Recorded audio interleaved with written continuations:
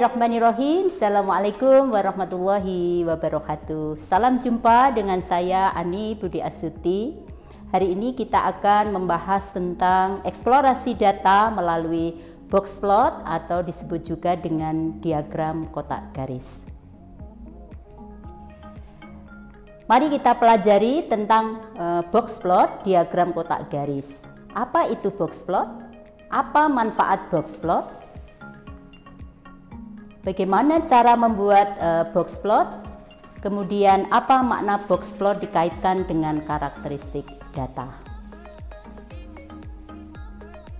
Box plot ditemukan oleh matematikawan dan statistikawan asal Amerika Serikat John Tukey pada tahun 1977 yang merupakan salah satu metode eksplorasi data dalam bentuk grafis yang dapat memberikan beberapa informasi penting sekaligus tentang data, meliputi lokasi atau tendensi pemusatan data, penyebaran atau variabilitas data, kesimetrisan atau ketidaksimetrisan bentuk sebaran data, dan ada tidaknya pencilan atau outlier data.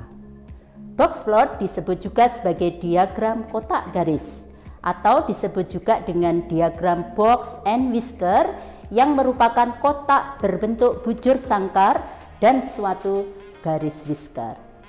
Box plot sangat mudah dikenali dan disusun berdasarkan ringkasan 5 angka, yaitu angka minimum, angka kuartil pertama atau Q1, angka median atau Q2, angka kuartil ketiga atau Q3, dan angka maksimum.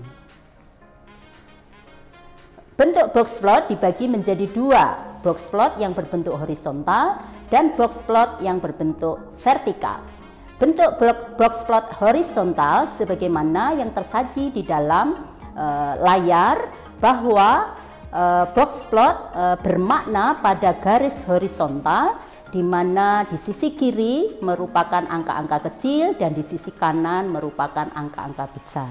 Jadi box plot disusun berdasarkan data yang sudah di ranking mulai dari terkecil dan terbesar. Data yang kecil, data minimum ada di sisi kiri, kemudian diikuti dengan nilai kuartil 1 atau Q1, dan kemudian kuartil 2 atau median, dan kuartil 3 atau Q3 yang semuanya berada dalam kotak, kemudian titik maksimum yang ada di sebelah kanan.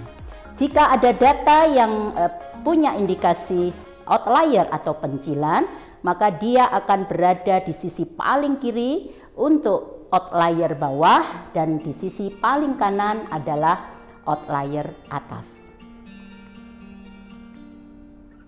Sedangkan bentuk box plot yang vertikal sebagaimana disajikan pada layar, di mana garis vertikal merupakan angka-angka yang bermakna. Nilai paling bawah diduduki oleh nilai paling minimum, diikuti dengan kuartil 1 atau Q1, kemudian median, kemudian Q3, dan yang terakhir adalah maksimum. Jika ada data pencilan atau outlier, kalau itu terjadi pada bagian bawah data, berarti terjadi pencilan bawah. Kemudian kalau itu terjadi pada bagian atas, maka disebut sebagai pencilan atas. Sekarang kita mempelajari tentang apa itu manfaat dari box plot. Yang pertama, memahami karakteristik data dengan cara mudah dan informatif. Yang kedua, identifikasi pemusatan data. Kemudian yang ketiga, identifikasi penyebaran data. Yang keempat, identifikasi bentuk kesimetrisan atau ketidaksimetrisan dari sebaran data. Yang kelima, identifikasi pencilan atau outlier data. Mari kita pelajari di masing-masing manfaat tersebut. Untuk ilustrasi manfaat box plot yang pertama, memahami karakteristik data dengan cara yang mudah dan informatif. Berikut diberikan sebuah kasus, banyaknya kasus corona di 25 negara, di mana di bagian ini tabel menunjukkan angka-angka kasus corona di setiap negara yang diamati, ada 25. Pada bentuk penyajian data ini kurang representatif karena sulit untuk diidentifikasi makna-makna data dan informasi yang ada di dalam data.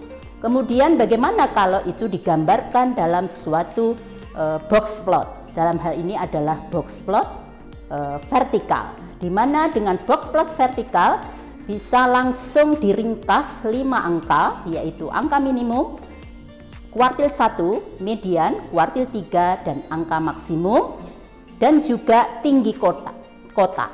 Dalam hal ini tentu akan langsung bisa terlihat data kasus corona di 25 negara, bahwa teridentifikasi ada rata-rata kejadiannya di 25 negara itu adalah 873 kasus, dan keragaman atau variansi data pada angka 635,5. Kemudian bentuk sebaran data tidak simetris atau sedikit menceng, namun tidak ada pencilan atau outlier.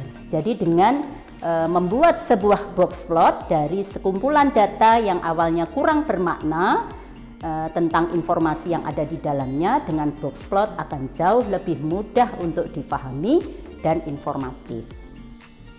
Kemudian ilustrasi manfaat box plot yang kedua, yaitu mengidentifikasi pemusatan data. Dalam hal ini tadi sudah digambarkan bahwa pemusatan data melalui box plot bisa digambarkan melalui nilai median, yaitu garis yang berada di dalam kotak, di mana dia akan memberikan informasi di mana memusatnya data, sehingga dengan sangat mudah dari sekumpulan data dari 25 negara di kasus corona bisa langsung teridentifikasi memusatnya data ada di mana, dan itu diekspresikan pada bilangan median atau H2. Kemudian untuk manfaat box plot yang ketiga adalah penyebaran data. Bagaimana kita bisa mengidentifikasi penyebaran dari data yang sedang kita teliti melalui eksplorasi box plot. Dengan kasus yang sama di data kasus corona di 25 negara, maka bisa ditunjukkan bahwa melalui box plot ini bisa menggambarkan bagaimana penyebaran data atau variansi data, di mana ditunjukkan oleh tingginya kotak. Makin tinggi kotak yang tergambarkan, maka menunjukkan semakin besar variabilitas data. Maknanya adalah antar data memiliki perbedaan yang cukup tinggi. Jika tinggi kotak, yaitu pada bagian biru pada gambar box plot, semakin pendek, berarti semakin kecil variabilitas data. Maknanya data yang sedang diteliti itu memiliki keragaman yang lebih homogen. Hal itu bisa ditunjukkan melalui tingginya kotak yang bisa dihitung dengan cara menselisihkan nilai H3 kuartil ketiga dengan nilai kuartil pertama, di mana hasil selisihnya umumnya disebut sebagai interkuartil ring. Dengan interkuartil ring yang rendah berarti menunjukkan variabilitas data kecil, dan jika interkuartil ringnya tinggi atau besar dinyatakan variabilitas data besar. Kemudian manfaat box plot yang keempat itu adalah bisa mengidentifikasi bentuk kesimetrisan atau ketidaksimetrisan dari sebaran data. Pada kasus yang sama, yaitu data kasus corona di 25 negara, menunjukkan bahwa box plot yang tergambarkan memiliki garis whisker, yaitu berupa garis yang ada di bagian atas dan garis yang ada di bagian bawah, di mana panjang garis whisker antara bagian bawah dengan bagian atas tidak sama, di mana bagian atas lebih panjang daripada garis di bagian bawah. Dan ini juga biasanya diikuti dengan garis median yang ada di dalam kotak, yaitu H2, itu akan cenderung tidak membagi kotak menjadi dua bagian yang relatif sama. Hal ini menunjukkan bahwa jika suatu sekumpulan data itu tidak memiliki distribusi simetris atau asimetris, maka ciri-cirinya adalah garis whisker di kedua sisi, baik di bawah maupun atas tidak sama, dan garis median tidak membelah kotak menjadi dua bagian yang relatif sama. Tentu sebaliknya, jika ada sekumpulan data yang memiliki bentuk kesimetrisan, berarti panjang garis whisker antara bagian bawah dan atas relatif sama, dan nilai median akan berada di posisi tengah-tengah kotak, membagi kotak menjadi dua bagian yang relatif sama. Kemudian manfaat boxplot yang kelima adalah mengidentifikasi pencilan atau outlier data, di mana pada kasus yang sama ini tidak ditunjukkan adanya indikasi pencilan atau outlier data. Umumnya akan ditampilkan di dalam boxplot dalam bentuk asterik atau bintang atau bulatan-bulatan data yang umumnya akan berada di posisi lebih rendah dari minimum atau di posisi lebih besar dari maksimum. Itu menunjukkan outlier data. Namun secara visual, bagaimana cara kita mengidentifikasi pencilan atau outlier data menurut boxplot, di mana identifikasi pencilan menurut boxplot ini hanya bisa dilakukan untuk data yang bersifat univariat.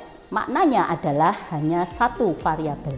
Kalau variabelnya bersifat multivariat, ada hubungan antar variabel, maka identifikasi outlier atau pencilan menurut boxplot itu tidak bisa dilakukan dan bisa menggunakan konsep yang lain. Ini adalah cara mengidentifikasi pencilan yang ada di dalam boxplot. Kita buat sebuah garis bilangan, di mana garis bilangan itu mulai dari kecil ke yang besar, di mana di sisi kiri adalah kecil, di sisi kanan adalah besar. Kemudian dibagi menjadi 4 batas yang saya sebut sebagai batas bawah, batas atas, BB dan BA. Kemudian saya juga menetapkan BB1, kemudian juga menetapkan BA1, di mana nilai BB1 lebih rendah dari BB lebih rendah dari BA, dan BA1 lebih tinggi daripada BA, sehingga data akan kita urutkan dari kecil ke besar. Kemudian dihitung nilai-nilai batas BB dan BA.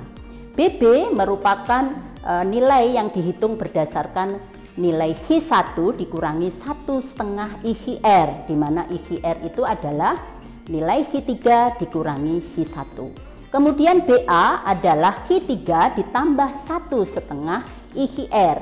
Kemudian BB1 H1 dikurangi 3 kali IHR. Kemudian BA1 adalah IH3 ditambah dengan 3 kali IHR. Kemudian nilai-nilai yang diperoleh ada di BB1, BB, BA, dan BA1. Kemudian baru kita lihat data yang sedang kita kelola berada pada posisi mana. Pada posisi antara BB dan BA, maka data itu dinyatakan tidak mengandung pencilan.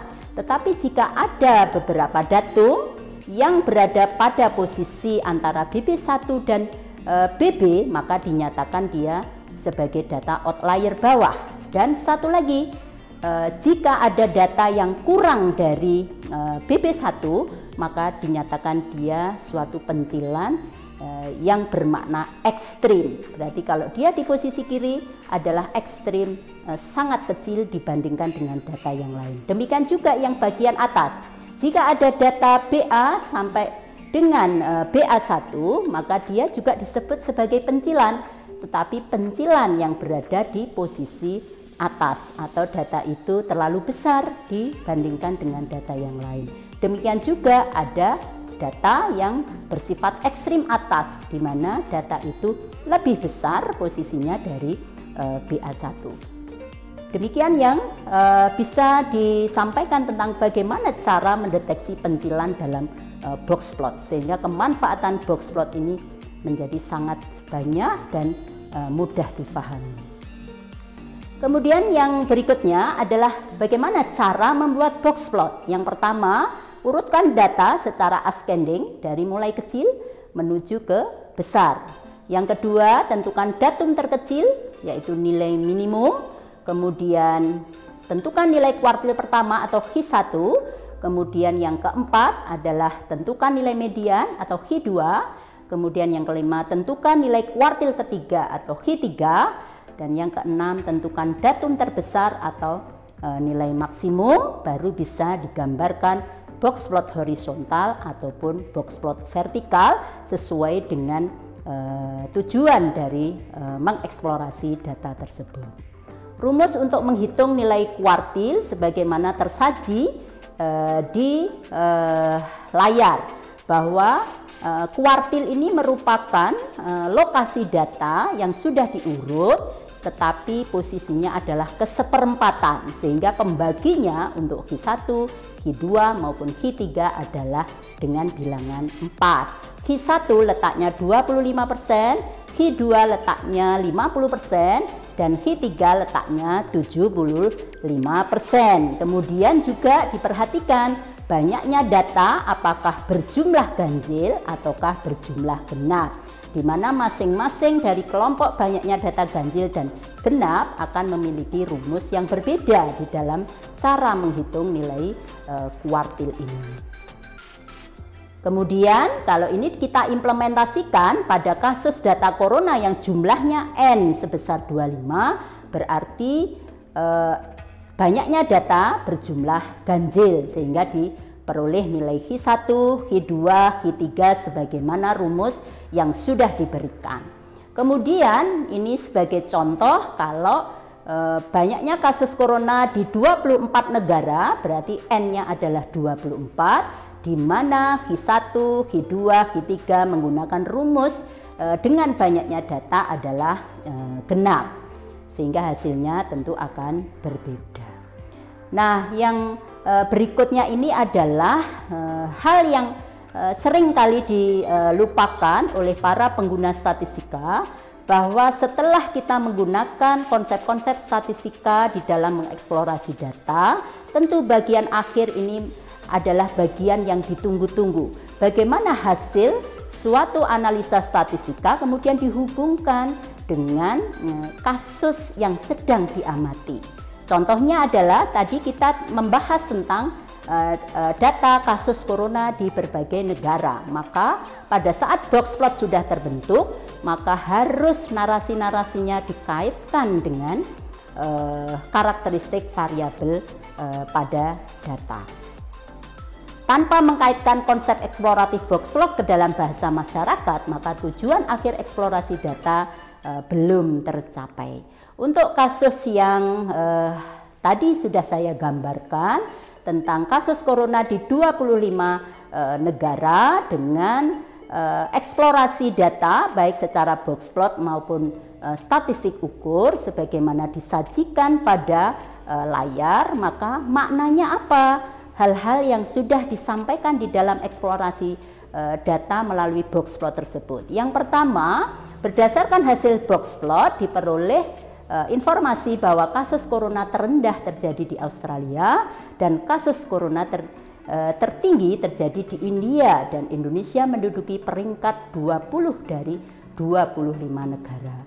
Nilai median kasus corona di 25 negara sebesar 873. Maknanya ada 13 negara dengan kasus corona kurang dari 873 dan 12 negara dengan kasus corona lebih dari 873. Kemudian ada 6 negara dengan kasus corona kurang dari Q1, yaitu 584 kasus, dan ada 19 negara dengan kasus corona lebih dari Q1, yaitu 584 kasus. Ada 6 negara dengan kasus corona lebih dari Q3, yaitu 1.237 kasus, dan ada 19 negara dengan kasus corona kurang dari Q3, yaitu 1.237 kasus. Variasi data kasus corona di 25 negara cukup tinggi, yaitu sebesar Q3 dikurangi Q1, yaitu 654 kasus. Artinya data kasus corona di 25 negara tersebut sangat variatif dan berbeda-beda. Kemudian dari sisi bentuk sebaran data, untuk kasus corona di 25 negara menunjukkan adanya indikasi kemencengan dan lebih banyak data kasus corona mengumpul di nilai yang kecil. Dalam kasus corona di 25 negara tidak ada pencilan. Maknanya bahwa kasus corona di 25 negara yang diamati menunjukkan tidak ada negara yang kasus coronanya melonjak tajam ataupun kasus coronanya terlalu rendah di antara 25 negara tersebut. Terima kasih, semoga materi ini bermanfaat. Sampai jumpa pada video-video selanjutnya. Wassalamualaikum warahmatullahi wabarakatuh.